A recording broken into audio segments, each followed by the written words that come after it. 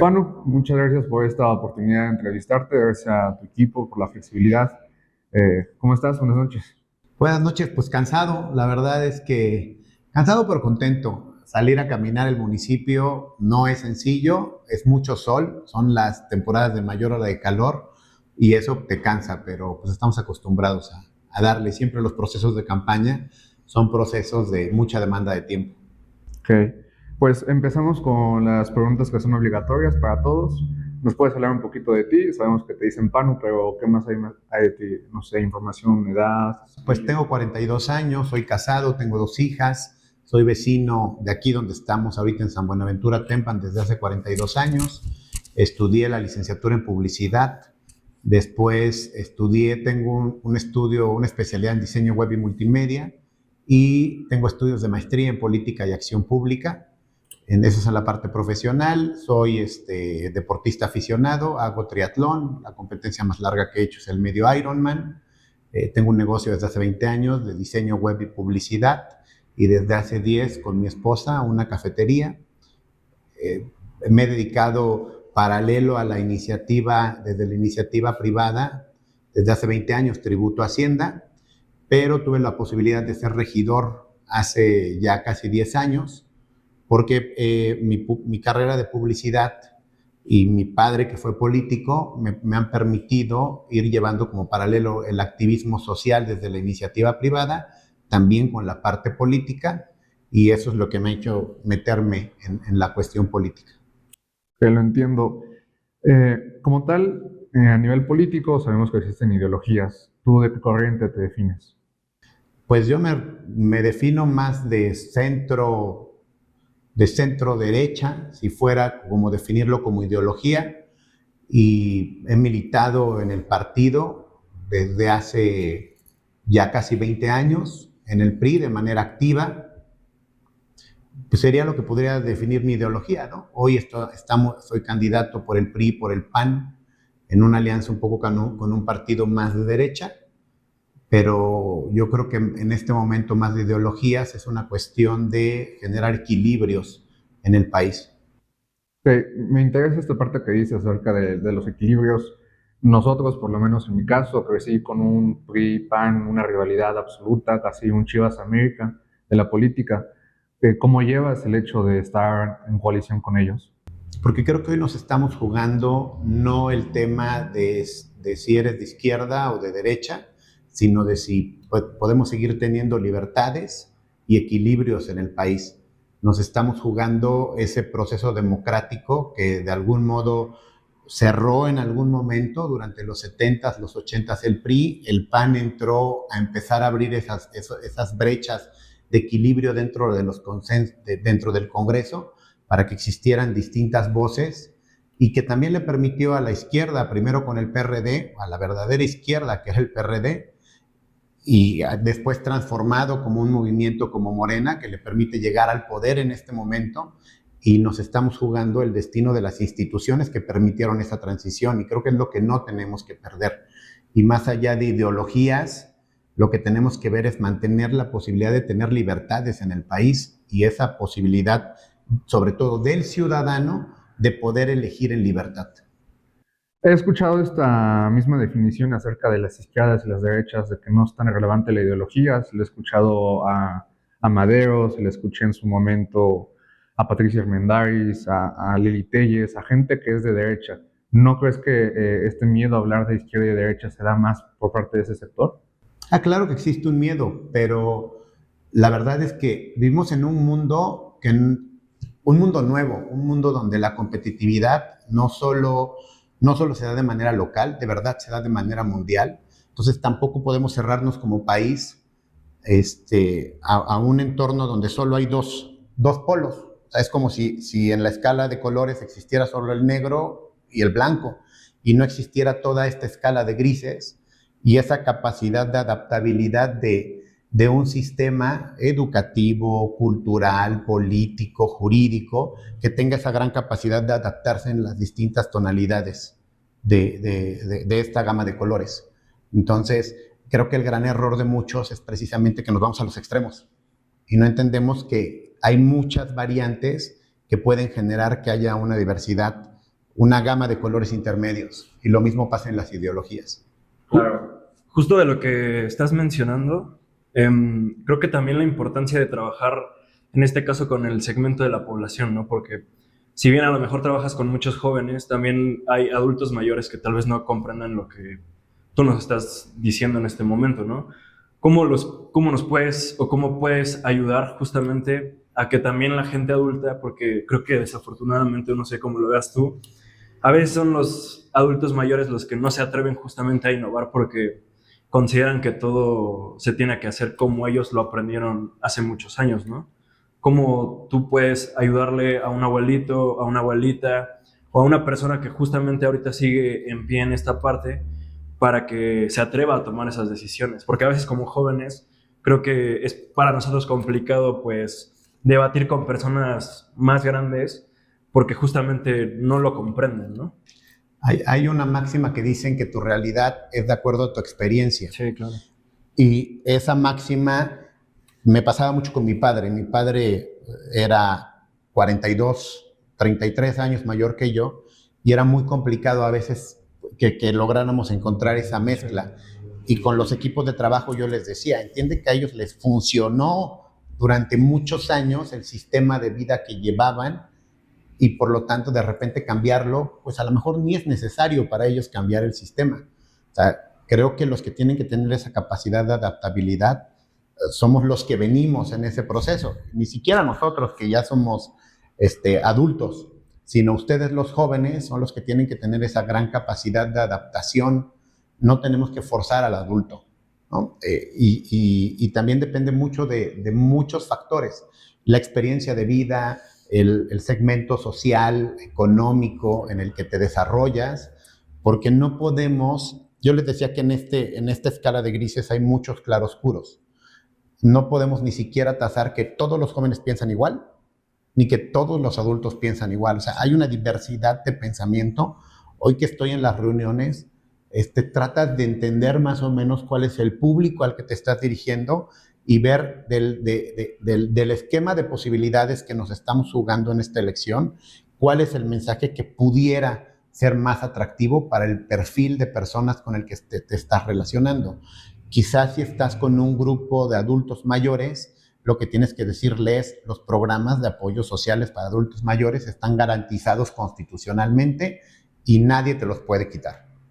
Si ves un público de mayor número de jóvenes, pues a lo mejor tratas de explicarles la importancia que hay en esta inversión de la pirámide poblacional y lo trascendente que es una decisión hoy para los jóvenes.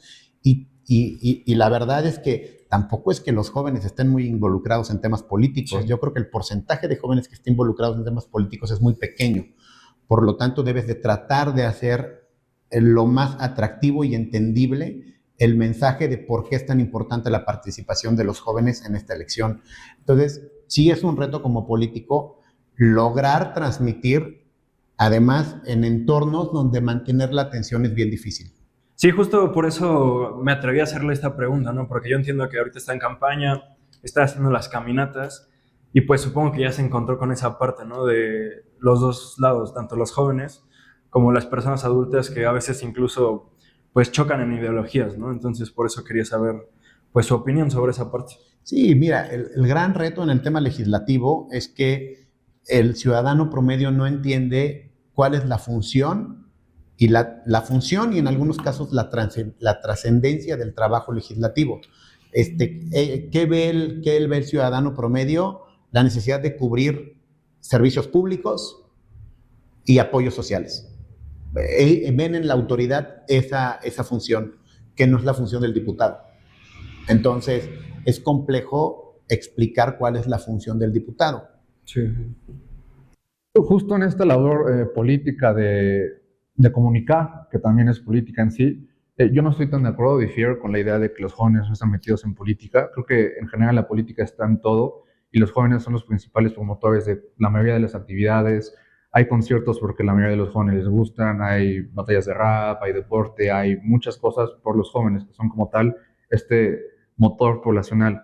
Lo que yo pienso y quisiera dirigir hacia mi pregunta es, muchos jóvenes entienden a partir de blancos y negros. Porque actualmente nosotros vivimos en una realidad en la cual pues la pirámide poblacional se empieza a voltear. Empezamos a acumular más gente mayor y que dentro de unos 30 años las pensiones van a ser impagables. Empezamos a tener crisis habitacional, es decir, los jóvenes de nuestra edad y más grandes no pueden conseguir casa para poder vivir por ellos solos. Empezamos a tener crisis de salud mental. 8 horas de trabajo diario es demasiado para los jóvenes. Y las redes sociales lo que hacen es radicalizar. La mayoría de los patrones, de los algoritmos que encontramos en ellas son o te gusta o no te gusta, o te gusta o lo odias a muerte. En esta misma escala de colores, ¿cómo le puede explicar usted a los jóvenes, a los adultos mayores, que en el discurso de buscar equilibrios dejan al PRD, a MC y a partidos locales de lado? A ver, no los de...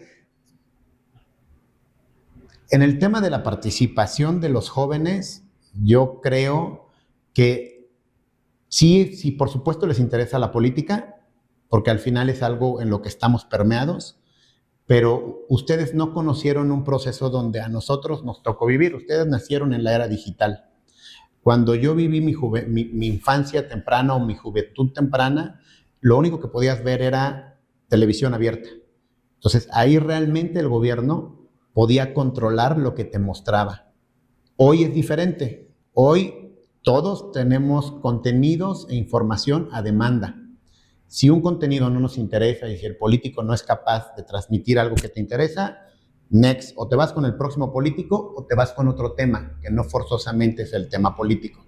Entonces, yo no digo que no les interese, pero no están metidos a fondo en un proceso de elección. Y la verdad es que también el entorno en el que nos desarrollamos es muy distinto. A mí me encantaría que, por ejemplo, dentro de este ejercicio, ustedes nos acompañaran a una caminata, ¿no? Y que nos acompañaran a Tizatlán, donde todavía ves chavos de 8 años que no van a la escuela y no saben leer. Sí. Es un entorno que normalmente no conocemos si no te vas a tierra. El segmento de los jóvenes con el que nosotros estamos acostumbrados, la clase política, el círculo rojo, y en el caso de ustedes, por el tipo de universidades en las que se encuentran, no es la masa. Y es importante que vayamos a ver, porque al final necesitamos ir con toda la población. Por eso es tan importante para los candidatos caminar e ir a ver la percepción de todos. Ahora te voy a decir algo, el toque de puertas es algo que te permite hacer tierra, pero también si tú ves el porcentaje de jóvenes que te abren la puerta es muy pequeño. No es una forma. Y en las estadísticas que traemos en redes sociales, que nos dice cuánto tiempo duran, cuánto es el tiempo el rango de edad, en el caso mío, y que mira que soy considerado uno de los perfiles pues no viejos, pues no estamos reteniendo al grupo de 18 a 25 años, que es el que tiene mayor actividad en este momento. Entonces, sí es un tema complicado. Y la otra, de lo que tú me decías de los partidos de oposición, ¿no? O sea, hoy estamos jugando o el partido en el poder Morena y sus aliados, o las otras 5 opciones que existen en el caso de las elecciones locales. Pues aquí lo complicado es cómo lograr que el voto que no está contento con el gobierno en el poder pueda venir a estas 5 opciones y no nos diluyamos y lo único que hagamos sea permitir que Morena gane la elección con holgura. Tenemos que buscar el voto útil, por lo menos en el tema de presidencias municipales y presidencias de comunidad, pues para lograr generar que los partidos de oposición sean competitivos y no por la división se pierda esa posibilidad de ganar. Claro.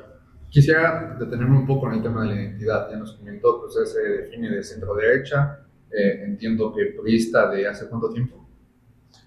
Pues haciendo trabajo político, tengo 20 años aproximadamente haciendo trabajo político. Fox gana en el 2000 y yo me empiezo a involucrar en procesos políticos ya de manera activa. O sea, una cosa es haber estado enterado, porque yo toda la vida tuve acceso a información de los movimientos políticos, porque mi padre estaba involucrado en el tema político. Yo siempre les digo, me daba el periódico y me decía, léeme los encabezados, ¿no? Entonces él iba manejando, yo le iba leyendo los encabezados en el periódico, le interesaba una nota y ya me decía, ve a la sección B5, ¿no? Y ya iba y le leía. No todos los chavos de 8 años o 10 años le leían el periódico a su papá, ¿no? Yo era el Siri de la época, pero me empiezo a involucrar en el trabajo político terminando la universidad, ¿no? Que es en el 2004, porque ni siquiera lo hice durante la universidad. Estaba enterado, sabía quiénes eran los candidatos, puestos de elección popular local, municipal, tenía claro, pero no hacía trabajo político. O sea, estaba involucrado en el proceso, pero no iba a tierra a visitar a los votantes, a hacer campaña, a hacer grupos políticos. Tiene 20 años que llevo trabajando en la acción política. ¿Usted se considera la vieja política? No, claro que no, y apenas me decían, yo empecé en la oposición.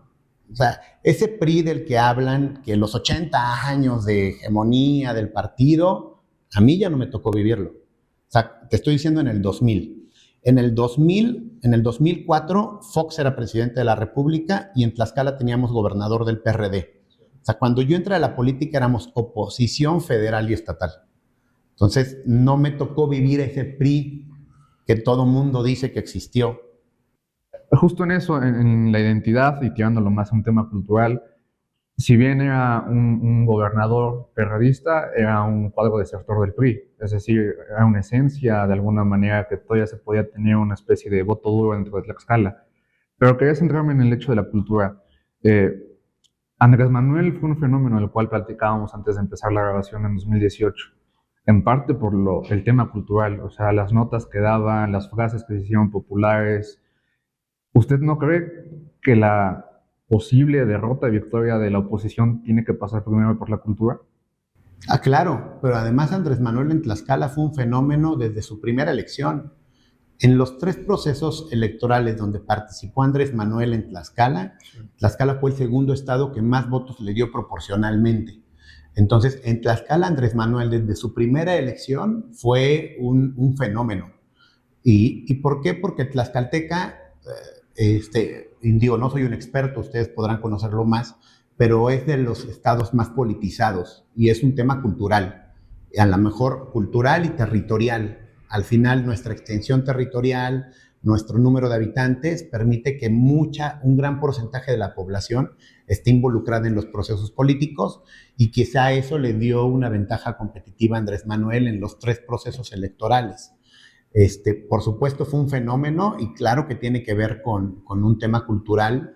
El habitante de Tlaxcala de por sí siempre se ha caracterizado por ser un habitante crítico y combativo. Y además, yo creo que somos de los estados con mayor capacidad de voto diferenciado. Estamos en Atempan. Aquí en Atempan, en la elección anterior, con el efecto Morena, ya con Lorena como candidata a gobernadora, aquí gana Morena en primer lugar con un buen margen de diferencia a la gobernatura, y en la presidencia de comunidad Morena se va hasta 4º lugar y gana un partido local, el PS. Partido extinto. No, partido extinto, pero en ese momento gana y gana con un margen bastante amplio contra el PRI.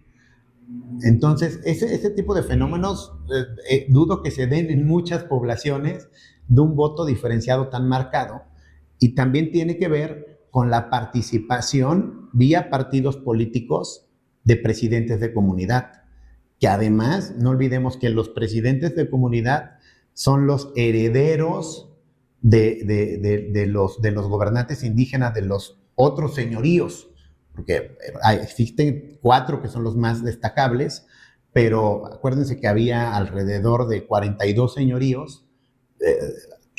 Tlatemes, ahorita se me va a olvidar el nombre correcto, pero son herederos. Por eso en Atlapa y en Metepec y en muchas comunidades seguimos teniendo gobiernos de usos y costumbres. Entonces, la participación, por supuesto, tiene un origen cultural. Y me estoy yendo hasta la época prehispánica. Sí. Y por supuesto que esa participación tan política y tan activa influye en las decisiones estatales. Claro que tiene que ver un tema cultural, y sobre todo en Tlaxcala, aquí que estamos a 2.5 kilómetros del señorío de Tizatlán, ¿no? Sí, claro. Para concluir con este tema de la cultura, al inicio, bueno, previo a la grabación hablábamos de los códigos desertores del PRI, ¿no? Es decir, este síntoma que se da mucho en los partidos viejos, que no les dan cabida a los nuevos cuadros. Hablamos puntualmente de hoy un candidato a senador, si bien en segunda posición, y 2 presidentas municipales. Hablo de Poncho González, Patricia Morales y Diana Torrejón. ¿Usted no cree que culturalmente el PRI está derrotado? No, no creo que culturalmente esté derrotado. Digo, al final, los últimos gobernadores de Tlaxcala han sido de origen priista. Todos, incluida la actual. Eso es una realidad. Apenas en una plática con Beatriz Paredes decía, en Tlaxcala se juntan 3 personas y hacen un partido político. Una hora después ya son 3 partidos políticos. En realidad somos un pueblo muy politizado. Pero no creo que el tema del PRI se origine en ese fenómeno. Hay muchas posibilidades en este proceso electoral de recuperar como oposición muchos espacios, y en gran parte es porque la ciudadanía le dio la confianza a Morena, y por lo menos en el caso específicamente municipal no dio buenos resultados. Entonces, ¿cuál es el gran reto de la alianza que formamos hoy, PRI y PAN? Pues lograr que ese voto, que en su momento fue de castigo hace 3 años hacia nosotros, ese voto de castigo venga hacia nosotros y no a las opciones que tú comentabas hace un momento. Quisiera hablar ahora acerca del rol de la Diputación. Hace 3 años, me parece, usted buscaba la presidencia municipal de Tlaxcala y ahora lo vemos compitiendo hacia un cargo legislativo. ¿A qué se debe el cambio? Yo en realidad busqué la presidencia municipal de Tlaxcala porque creo que es la gran posibilidad de ejecutar muchos cambios. O sea, es el ejecutivo municipal. Además, construir un andamiaje y un equipo político desde la presidencia municipal es mucho más viable. ¿Por qué? Porque te permite hacer acuerdos con distintos grupos políticos, con distintos segmentos de la sociedad, y lo que te comentaba hace un momento, la gente ve las soluciones en la ejecución, ya sea estatal, municipal o de comunidad, no lo ve en el proceso legislativo. Y no fue una decisión sencilla participar en el proceso para el tema legislativo, pero cuando se hace esta alianza PRI-PAN y en los acuerdos se decide que el PAN encabece la presidencia municipal con Minerva Hernández, el espacio que le toca al PRI es la diputación local. Lo primero que hago, por supuesto, es platicarlo con mi esposa, porque al final son decisiones que se toman en familia. Y después, porque es una decisión personal, y después platicarlo con el equipo del cual formo parte, y estoy consciente que nuestra participación como grupo Hagamos un Mejor Tlaxcala, que es el equipo del que formo parte, nos permite y va a permitir precisamente abonar a generar este equilibrio. Y todos los equipos políticos deben de sentirse parte de un proyecto, y estar en la posibilidad de ser diputado es poder integrar al equipo político en un proyecto que además encuentro en el poder legislativo la posibilidad de darle certeza a los distintos segmentos. El tema de las administraciones municipales y de gobierno es que traen políticas de 3 o de 6 años, y la posibilidad en el poder legislativo es que esas políticas se vuelvan norma o ley y le den certeza a los distintos segmentos de la población durante mayor tiempo, no solo una política pública municipal de 3 años o estatal de 6 años.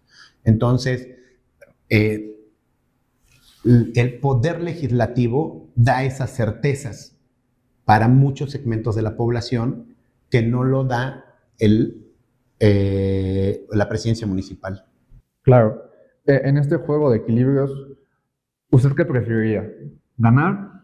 Usted, evidentemente, y tres, hasta cinco personas más de la alianza.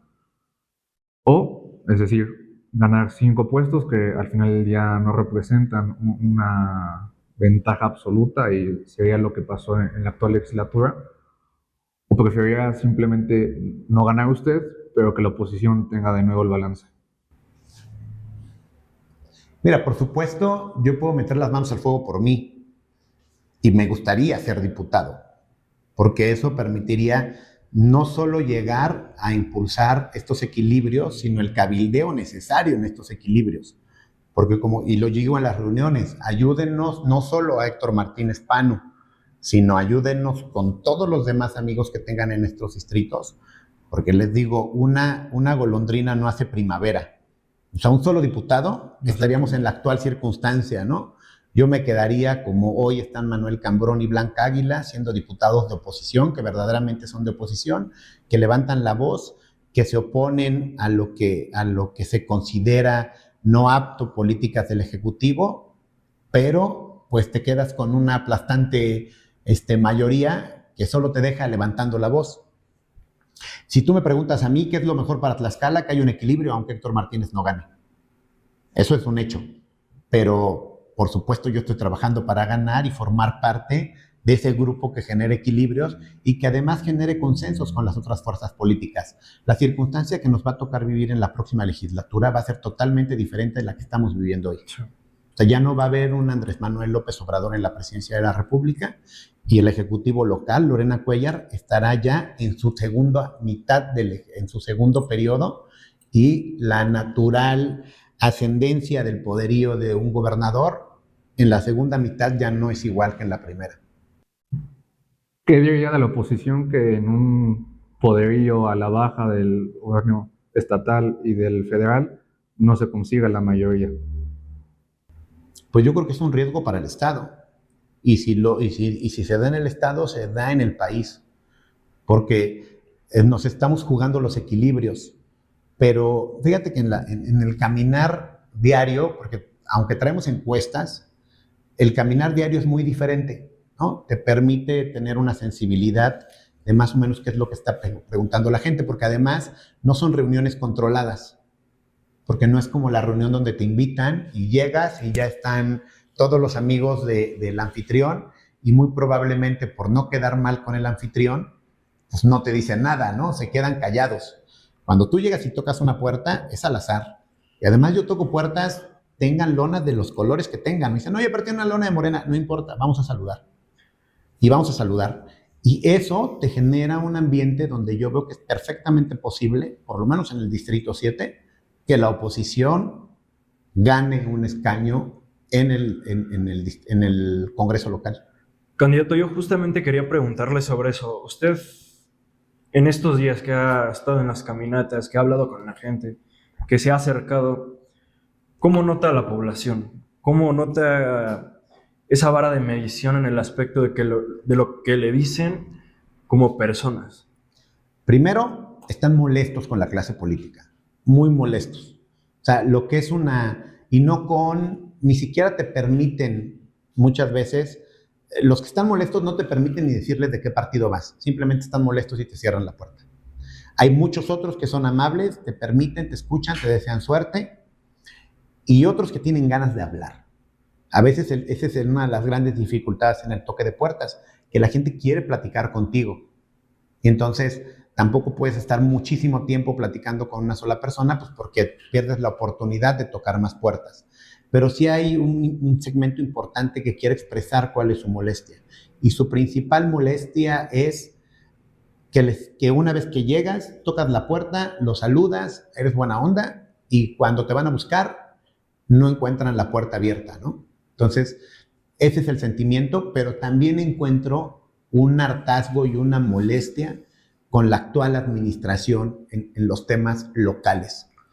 Y siento una gran posibilidad de que vean en la alianza que estamos formando nosotros como una posibilidad de generar lo que nos pasó a nosotros en el 21, pueda pasarles a ellos hoy en el 24. En una elección a 6 cabezas, a 6 opciones, lo normal es que se gane con poco más del 30%. ¿Este es un número que usted tiene en mente o va por mayor número de participaciones y usted? Para que tengamos una idea, en la elección pasada, la actual diputada de este distrito ganó con 20,000 votos. El presidente municipal con 16,000. El PRI y el PAN tuvieron a la presidencia municipal 7,000 y 7,000 y a la diputación 18,000, en condiciones totalmente diferentes. El voto de castigo era hacia nosotros, porque en ese momento el gobierno estatal, el gobierno municipal era de extracción priista. Y en este momento el voto de castigo no va hacia nosotros. Entonces es muy probable que nosotros, la meta de votación que traemos es arriba de 20,000 votos para el distrito local. Que eso conviene el 33 porque se espera, somos 80,000 electores en el distrito. Tlaxcala tiene normalmente una participación del 63-64%. Pero no, es que no es tanto el tema de las presidenciales. Acuérdate que hoy vamos concurrente, presidenciales y presidente de comunidad. El gran fenómeno es la presidencia de comunidad, porque la presidencia de comunidad es la que mueve a la población, porque es el primo, la hermana, el cuñado, el compañero de la escuela. La gran movilización en estas elecciones es la que hace la presidencia de comunidad, hoy sumado a la presidencia municipal, que es un fenómeno que no habíamos tenido nunca. Es la primera vez que vamos a tener y vamos a ver cómo viene la participación. Entonces, si estás hablando de 22,000 votos, pues estás hablando más o menos de un 30-35% de los votos emitidos. Y dentro de esa misma participación, ¿el PAN lleva la mayor capacidad de darle votos a usted o el PRI? En la elección pasada, el que tuvo mayor votación a la diputación local y a la gobernatura con Anabel fue el PRI. La capital tiene un voto duro priista muy grande.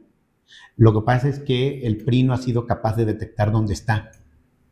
Pero hay un voto duro del PRI en la capital mayor que el del PAN, aunque ya a lo mejor en la percepción ciudadana pues existe esta polarización, ¿no? Sí, pero el PRI no, vamos con el PAN. Entonces, es una mezcla, el voto duro del PRI con lo que pudiera representar de aquella gente que no vote por el PRI, que se sienta más cómoda votando por el PAN. Claro, haciendo un poco de retroceso en su vida, tengo entendido que tuvo estudios en Barcelona, ¿cierto? Sí, terminando la universidad, trabajé un tiempo en la Universidad del Valle de Tlaxcala como coordinador de Relaciones Públicas y Promoción, y luego siempre me ha gustado el tema tecnológico y me fui a estudiar un año. Estudiaba y trabajaba. Estudiaba en una escuela de diseño web multimedia que se llama IDEP, que todavía existe, y trabajaba por las tardes en una página de internet. Okay. A lo que voy trayendo a cuenta esta información, entiendo que de alguna manera sigue teniendo algún tipo de, no sé si apego, pero sí está atento de la política española, ¿cierto? No, les digo, en realidad te estoy hablando de que en el tema, estamos hablando de hace 17 años, ¿no? Que me fui a estudiar allá. Digo, sigo un poco el tema de la política española, pero en realidad estoy como más concentrado en el tema de la política mexicana. Digo, si ahorita me pusiera a hacer un análisis de cómo se ha estado dando el tema, salvo casos específicos como el que se dio hace 4 años del movimiento catalán, de separarse de España, que es un movimiento de mucho tiempo, pero no he seguido de manera específica la política española. Más allá y sin quitar evidentemente mérito a los movimientos independentistas catalanes y vascos, usted entiende el fenómeno que fue Vox en España, ¿cierto? Sí, es una propuesta de extrema derecha que generó empatía con un gran sector de la población, que digo, no soy experto, pero es similar al que pasó con Milei en Argentina, ¿no? Claro, ¿se siente cómodo con las ultraderechas? No, la polarización no es buena. Ese es el error en el que estamos cayendo y hablábamos desde el principio. La polarización no es buena porque un segmento de la población se queda sin representación. Claro. Por eso es tan importante que logremos el equilibrio y a lo mejor me voy a trasladar de la política española a la política argentina y nos vamos a venir a Tlaxcala. No olvidemos el origen de Tlaxcala. El origen de Tlaxcala son distintos pueblos de distintos orígenes que, molestos con sus opresores, en algunos casos el imperio mexica, se vienen y entonces forman pequeños grupos que deciden mantener su independencia, su origen, pero en coordinación protegerse del dominio mexica. Y eso hace que los tlaxcaltecas entendamos esa diferencia, o sea, porque había de origen náhuatl, así como de origen otomí, con las diferencias culturales que existen, y lograron esa coexistencia y encontrar los puntos en común para a partir de ahí construir un grupo, o que no era un senado como tal, pero se le ha comparado con un senado, con una república, y ese es el origen. Precisamente el entender que del otro lado hay formas de pensar distintas, pero existen coincidencias y podemos lograr los equilibrios en las coincidencias. Entonces, eso es lo que tenemos que lograr, sobre todo en Tlaxcala. Hace rato hablábamos del tema de la culturalidad de la política, y Tlaxcala ha aprendido a hacer política y unión en las diferencias. Claro, a lo que voy, trayendo esto a cuento, es hace unos años, me parece no más de 2, la actual candidata a presidenta municipal por parte de la alianza que usted representa, firmó esta carta llamada Carta de Madrid cuando viene Santiago Abascal, líder de Vox España. ¿No siente que es un poco preocupante que ese tipo de cuadros existan hoy en Tlaxcala? Yo creo que en el caso de Tlaxcala es complicado llevar ese tipo de políticas tan al extremo derecha, porque el tlaxcalteca está muy involucrado en la política. O sea, yo creo que esa es una de las razones por la que el actual presidente municipal mejor decidió dejar el cargo, porque existe mucha presión de la sociedad. Entonces veo muy difícil que aunque Minerva sea electa, y no, por lo menos en las propuestas que he venido caminando y que he escuchado, porque coincidimos en muchas reuniones, no creo que ese sea su objetivo en este momento, sobre todo en Tlaxcala. Al contrario, las posiciones de Minerva son mucho de participación ciudadana, mucho de involucrar a la ciudadanía, porque también es muy consciente, ella y tu servidor, somos muy conscientes de que si no logramos esa reconciliación entre la ciudadanía y el gobierno municipal, no va a ser posible sacar a Tlaxcala de las condiciones en las cuales estamos. Y entonces, en ese entender, es muy difícil que tú tengas una posición de extrema derecha y pretendas conquistar a un grupo que no está acostumbrado a ese tipo de imposiciones. ¿Y si es cierto que es un interés auténtico por participación ciudadana o simplemente es intentar adaptarse al discurso nacional? No, yo creo que es un interés auténtico por participación ciudadana, porque si tú ves los números, te das cuenta que no hay manera que el presupuesto municipal te alcance si no hay y no es un tema tanto de ideología, sino de interés. Si tú pretendes hacer un buen gobierno, no tienes otra opción más que ceder ciertos espacios de influencia a la ciudadanía. Okay. Y acerca de interés y propuestas, no sé si nos pudiera platicar acerca de sus 3 principales propuestas que lleva hacia la Cámara del Congreso local. En Tlaxcala, como en todo el estado y yo creo que en todo el país, lo primero es el tema de la seguridad. La verdad es que lo que platico es todos los tlaxcaltecas sabemos trabajar, somos gente trabajadora, somos gente que sabe ir para adelante, pero no puedes ir si, como en Tizatlán, te están asaltando. Digo, yo tengo un café y los domingos no lo abrimos porque está solo, y entonces pones en riesgo a los trabajadores. No cierras después de las 10 de la noche porque ya está solo y pones en riesgo a los trabajadores. Entonces tenemos que impulsar el tema de la seguridad. Desde el Congreso tenemos que levantar la voz para que se recanalice el presupuesto y ese presupuesto se oriente a la seguridad. El tema de la salud es importante. Ahorita lo platicábamos. El tema de la pirámide poblacional, este sistema de pensiones que ya no va a funcionar simplemente por la inversión del tema de la pirámide poblacional. Además, si eso le sumamos la reducción de los ingresos petroleros, muchos otros problemas que tú lo entiendes bien, pues la única opción que nos queda a muchos es el tema de entrarle por la iniciativa privada y generar nuestros propios sistemas de ingresos. Y ahí hay un gran problema que existe en el municipio de Tlaxcala. A pesar de que somos de los municipios con mayor capacidad, con mayor nivel académico y quizá mayor nivel cultural, lo cierto es que tenemos un índice importante de pobreza en cuanto a salud pública. Muchos tlaxcaltecas capitalinos no tienen acceso. ¿Por qué? Porque son pequeños microempresarios, autoempleados, y cuando hablo de empresarios, la gente piensa en los mega terratenientes y dueños de las industrias. No, o sea, los Pepes y Toños, los que representan el 80% de la iniciativa privada, no tenemos acceso a salud pública. Entonces, es necesario reorientar mucho del presupuesto al tema de la salud. Y la siguiente, que les decía, necesitamos reconciliar al ciudadano con el municipio, y una forma de reconciliarlo es mediante la transparencia. Tenemos al Instituto de Transparencia, pero esto lo que hace es pedir que se dé información, pero si ocultas la información, no hay una consecuencia. Tiene la capacidad de pedir información, pero no de sancionar si no se cumple con este requerimiento de información, y creo que sí tenemos que analizar la ley para ver qué posibilidades hay de que también haya una consecuencia ante las autoridades o dependencias públicas que manejan recurso público y que no transparenten en tiempo y forma.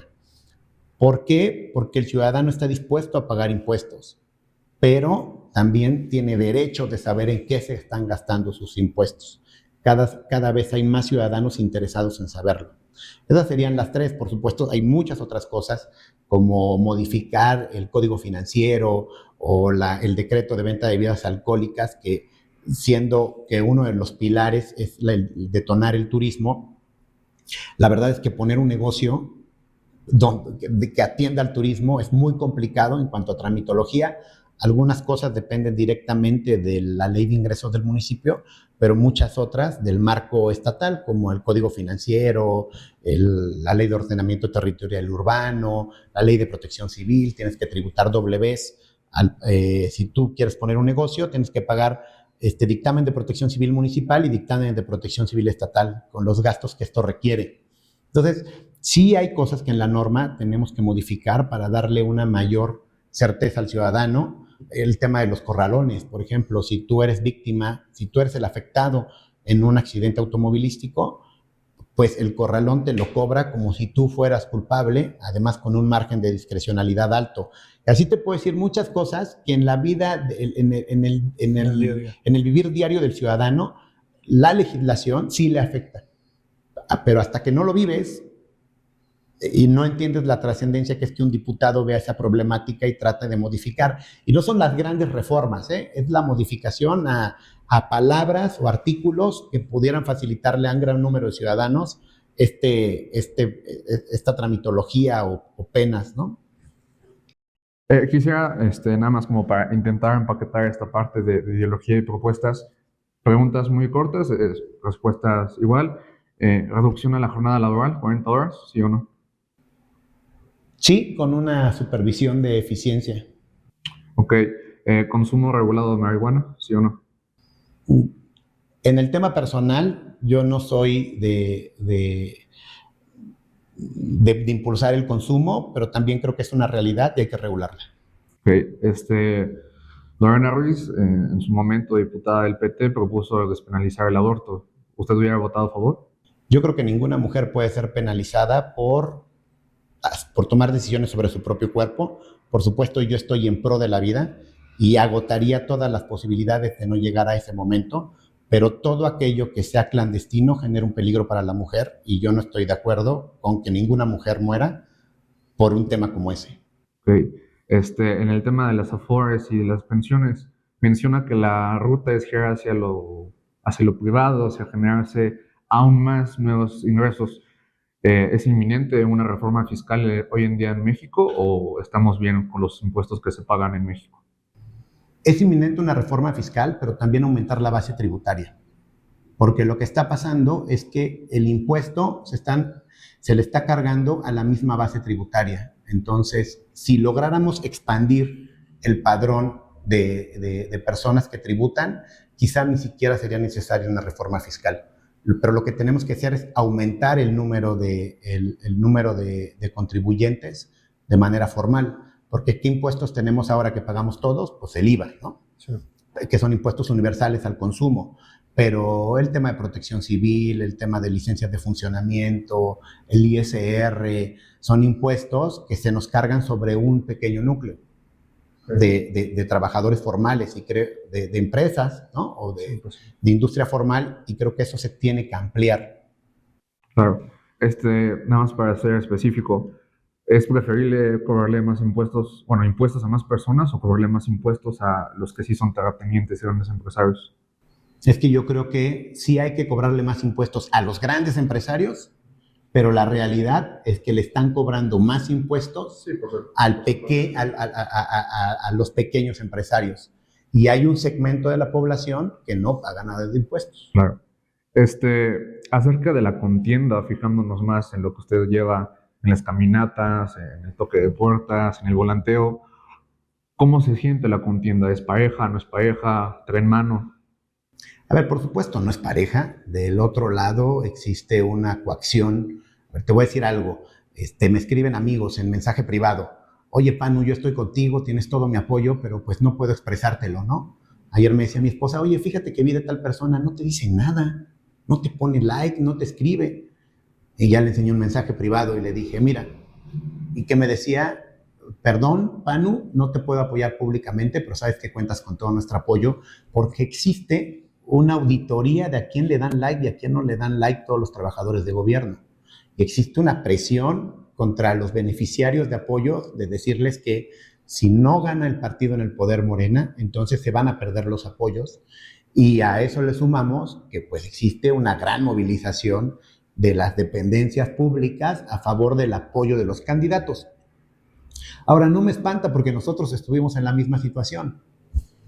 En algún momento. ¿Coartando el voto? No coartando el voto, pero cuando eres gobierno, pues tienes ese afán de mantener el gobierno. O sea, eso existe, pero la gran ventaja del ciudadano tlaxcalteca es que sabe perfectamente votar de manera consciente. Sí. Bueno, eso en cuanto a la desventaja en el Estado, en el gobierno. ¿Qué tal la difusión pública? Pues se están respetando, y digo, yo lo que alcanzo a ver es que se respetan en algunas cosas la publicidad institucional, pero creo que más allá de la comunicación, en realidad es la operación en tierra. O sea, la operación de estar diciendo el que se van a quitar los apoyos sociales, el mover el voto y pedirle a algunos funcionarios públicos que hagan reuniones para algunos candidatos. O sea, ahí está el verdadero reto, más que en la difusión de los programas como tal de gobierno. Claro, dentro de la misma contienda actualmente contamos, podrá juzgarse bueno, malo, positivo, negativo, el hecho de las cuotas, de estas acciones afirmativas hasta hace no mucho solo eran hacia las mujeres. Hoy en día cada vez hay más espacio para jóvenes, cada vez hay más espacio para gente de la comunidad, más espacio para gente de origen indígena. ¿Usted cómo ve esto? ¿Está a favor o no? Porque en el debate que tuvieron hace unos días se hizo a manera de chiste que su candidata por parte de Morena se registró como no binaria. ¿Qué opina de estas cuotas y la manera en la cual se ha burlado?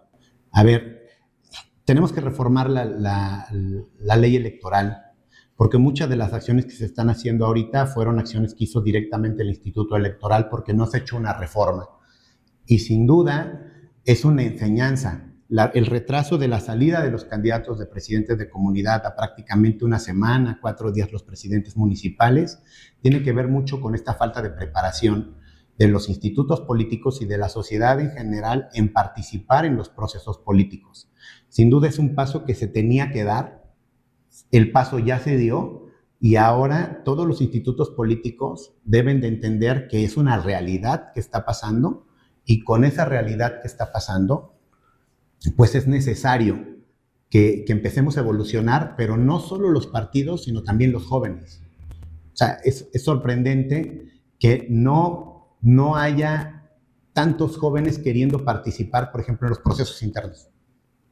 Tendría que haber un número importante de jóvenes, un número importante de mujeres, un número importante de personas de la comunidad LGTB, tendría que haber un número importante, el tema de los migrantes, ¿no? O sea, ¿cómo logras involucrar a los migrantes que además deben de cumplir una estancia mínima de 6 meses en el extranjero para poder participar en el proceso electoral. Me queda claro la intención, y la intención, por supuesto, es positiva y hay que impulsarla, pero también hay que darle certezas y sentarnos a la nueva realidad, los institutos políticos, pero también la sociedad y también los distintos grupos. Bueno, si tú formas parte de un grupo de un grupo de discapacidad, pues ese segmento y ese grupo debería de estar haciendo política activa para ir involucrando a sus cuadros en la actividad pública. Porque de repente, si no designan al candidato un mes antes de la contienda electoral, no cumple el deber ser de la reforma, y el deber ser de la reforma es que tenga una representación real. Entonces, este proceso electoral es una enseñanza para los partidos políticos, pero también para la sociedad en general, porque salir a conquistar el voto no es una cuestión de la norma electoral. Lo vimos con el tema de la equidad de género. Se tuvo que ir a que 10 municipios solo pudieran tener candidatas mujeres, porque prácticamente estás forzando al electorado, porque no hemos tenido esa capacidad de empezar a trabajar desde nuestros siguientes segmentos. Y yo te lo digo con un segmento con el que he platicado mucho, que es el segmento empresarial. El segmento empresarial sí le afecta a la política, pero tampoco está dispuesto a asumir el gasto asumir el riesgo y el gasto que representa entrar en un proceso político. Es tiempo, es recursos, porque tú no construyes un proyecto político en 3 meses. El proyecto político que se está construyendo hoy de Hagamos un Mejor Tlaxcala, que hoy yo soy la cabeza, estás hablando de un proyecto de 17 años para poder llegar a una posición como la candidatura del 7º distrito con posibilidades verdaderamente competitivas. No es algo que se nos ocurrió hace 5 meses. Y el andar político requiere más allá de solo tu participación en el segmento, sino de hacer política, y hacer política en tierra, que no es ni sencillo ni barato en cuanto a tiempo. O sea, es mucho tiempo de estar en tierra. ¿No cree que también en esta parte de los jóvenes, nosotros que somos estudiantes, en este caso nosotros, por ejemplo, no estudiamos aquí en Tlaxcala? Hoy en día creo que el joven tlaxcalteca, la mayor parte del porcentaje se va fuera de Tlaxcala. ¿Usted cree que también tenga que ver esa parte de que, como jóvenes tlaxcaltecas, al salir de aquí, al no estar toda la semana o incluso venir cada 6 meses o cada año con la familia, ¿no cree que eso hace también que nos alejemos un poco de la información o de lo que está ocurriendo en el estado? Yo no me atrevería a decir ahorita, pero creo que el porcentaje de jóvenes que sale de Tlaxcala es muy pequeño. No es tan grande. O sea, es que ese es el segmento en el que nosotros es lo que vemos. Y creo que es lo que les pasa a ustedes, lo que me pasa a mí como sector empresarial. Solo vemos un cuadrito de la realidad.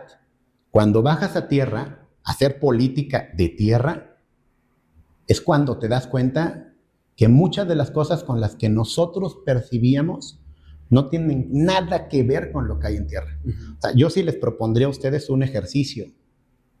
Váyanse con nosotros y con los candidatos a tierra, y se van a dar cuenta de muchas cosas que nosotros dábamos por hecho, que abajo son totalmente diferentes. O sea, nosotros creemos que la población está involucrada en el proceso político, pero hoy, yo recuerdo mucho que Mariano González Arur un día nos dijo, en una reunión política: a ver, candidatos, yo soy gobernador, he hecho 2 campañas a gobernador y 2 campañas al Senado, y hoy hay gente que no me conoce. ¿Ustedes qué se esperan? Y tiene razón. Tú vas hoy a comunidades y la gente no sabe ni qué cargos se juegan en la elección, ni quiénes son los candidatos. Y no estás hablando de la capital, a 5 minutos, literalmente a 5 minutos del centro de la ciudad. Ahora imagínate Huamantla, Citlaltepec, Coapiaxtla, Alzayanca, Ixtenco. Creo que eso, o sea, el cacho que nosotros vemos de la realidad es muy limitado. Sí. Aún yo que llevo ahorita ya prácticamente un año caminando el Distrito 7, solo veo el Distrito 7, pero no tengo ni idea de lo que está pasando en Tlaxco o lo que está pasando en Tenancingo. Son escenarios totalmente diferentes. Sí, más lejanos. Y perdón, entiendo esa parte justamente. Creo que como jóvenes nosotros también pues nos debemos adentrar un poco más, ¿no? Tal vez por nuestro contexto. Pero justo es eso, o sea, la parte de las edades. Por ejemplo, a lo mejor gente de la edad de nuestros padres tampoco son de Tlaxcala como tal, pero llevan muchos años viviendo aquí. ¿No cree usted que los ha conocido en este año, que ha caminado con ellos, que les ha hablado o que le hablan, que también esa falta de identidad ha hecho que la gente se desinforme o simplemente no le interese? Pues yo creo que ahora es eso, que no se interese, porque tenemos la posibilidad real de tener la información en la palma de nuestra mano. Entonces sí hay un desinterés, en algunos casos no justificado, pero en muchos otros sí, porque también me he encontrado a muchos que dicen, yo me involucro en uno, en otro y en otro proceso político y ya estoy harto, porque siempre es lo mismo. Les ayudas y después cuando los buscas, No te no te reciben. Y también hay algo cierto, porque también un gran segmento de la población espera que se solucionen problemas que no son viables. Y también hay un error del político. El político llega diciendo que tiene la varita mágica para que una vez que sea presidente municipal, de comunidad o diputado local, va a solucionar el problema de manera mágica y no te das cuenta que hay un presupuesto limitado y una cantidad una cantidad de necesidades que no vas a lograr cubrir y que a cada solución existe una nueva necesidad. Sí. Lo importante es que vayamos hacia adelante, es lo que yo les digo. Ya podíamos pagar la tenencia en línea. Hoy tenemos que ir a hacer cola nuevamente a las 4 de la mañana con un papelito y dice, si ya lo habíamos logrado, ¿para qué nos vamos para atrás? Entonces, lo importante es que los problemas que sean nuevos y no sean los mismos que ya teníamos, que ya incluso habíamos solucionado y que ahora los volvemos a tener. Claro, en este sentido de que muchas veces desde la juventud, desde la política, desde muchos sectores se piensa en cuadrado y nunca fuera de la caja, como político, usted dentro de su caja, ¿qué tiene enfrente? Pero sobre todo, ¿qué tiene detrás? ¿Tiene grupos económicos que lo apoyan? ¿Proviene de algún grupo político en particular del PRI? ¿Quiénes están atrás de usted? Grupo económico, créeme que no. Estamos haciendo una campaña de corazón, de amor al proyecto. Prácticamente todos los que están colaborando en mi proyecto lo hacen, bueno, si no es que todos, básicamente todos lo hacen honoris causa. No es un grupo político. Por supuesto, al ser candidato del PRI y del PAN, represento y tengo el apoyo de sectores y segmentos que han estado o están en este proceso en una alianza del PRI y el PAN. Pero al final la fortaleza de Héctor Martínez Panu es su gran plataforma social. Llevo 42 años viviendo en Tlaxcala, también tuve la oportunidad de salir a estudiar, pero siempre regresaba a hacer base a Tlaxcala y durante esos 42 años lo que se ha visto es coherencia. Como profesor, un profesor coherente, como alumno, un alumno coherente, como empresario, un empresario honesto, como funcionario público, cuando tuve solo la oportunidad de ser regidor, un regidor que escuchaba, que era oposición, una oposición pensada y no irracional, como padre de familia, ¿no? Un padre de familia que trata de ser lo mejor posible, no sé si lo esté logrando, pero creo que sí. Y esa coherencia de 42 años es una de las grandes, creo que es la gran plataforma a la que yo le estoy apostando. No es un grupo de poder económico. Por supuesto, traigo el respaldo de dos fuerzas políticas que tienen arraigo en la capital, que son el PRI y el PAN, y de los grupos que aún pertenecen a esta o que coinciden en este momento en este proyecto, pero Héctor Martínez Panu le apuesta a la coherencia de esos 42 años haciendo base social y esos 20 años haciendo política. Para perfilar el cierre de la entrevista, Panu, dos últimas preguntas, o al menos de mi parte. La primera es, De cara a este cierre de campañas, nos quedan menos de 20 días probablemente. 19 días nos quedan de proselitismo. Pues sí, justo. No sé cómo sean tus números, pero ¿nos tocará ver un PANU más agresivo, más confrontativo? Yo creo que un PANU que va a decir cuáles son los problemas, el que no se está priorizando el presupuesto para lo que se tiene que priorizar, el que tenemos que tener representantes que hayan demostrado amor y cariño para Tlaxcala y no una ocurrencia de un momento, sino que sea un proyecto, tú lo decías. Yo hace 3 años busqué ser presidente municipal y hace 6 años traté de ser diputado y he seguido haciendo trabajo y no me he alejado de hacer política a pesar de que no me ha tocado. Entonces existe una coherencia. La otra, un PANU que le haga apelación a esa gran inteligencia que tiene el electorado del Distrito 7, que tiene esa capacidad de analizar por quién y de decidir que en Tlaxcala se necesita un equilibrio y se necesita un Congreso que haga contrapesos al Ejecutivo. Me hacían la pregunta la vez pasada, ¿coordinación, no? ¿O subordinación? No, es coordinación en algunos casos, colaboración y en otros casos oposición. No voy a hacer oposición todo el tiempo, pero también cuando la propuesta sea sensata, pues creo que no tendré ningún problema en apoyarlo. Y esa es la coherencia sobre la que yo trabajaré en mi línea, y es trabajo sobre tierra, estructuras, hacer un enlace con el ciudadano y, por supuesto, señalar que hoy el Congreso no está haciendo lo que tiene que hacer, que es ser un contrapeso y el representante del pueblo en las políticas públicas. ¿Tienes otro punto? No, como para concluir, me quedé con esa parte del equilibrio, ¿no? Creo que como ciudadanía, como personas, debemos justamente buscar eso, ¿no? No, nosotros mismos con este proyecto de política de canasta, fue lo que buscamos desde un principio, ¿no? No somos expertos en política, pero pues sí nos gustaría involucrarnos, conocer propuestas, saber qué se está haciendo y qué estamos haciendo nosotros, ¿no? Creo que me abrió justamente esa parte del equilibrio de saber cuáles son las necesidades del otro, cuáles son mis necesidades y pues echarnos la mano de una manera que todos salgamos, ¿no? Y yo les aplaudo porque cuando Daniel, que es la persona que coordinó esta reunión, a quien le apoyo porque además es un chavo como ustedes y le agradezco el apoyo a todo este proyecto, me dijo, yo le dije, por supuesto, pues es lo que estamos buscando el enlace con los jóvenes.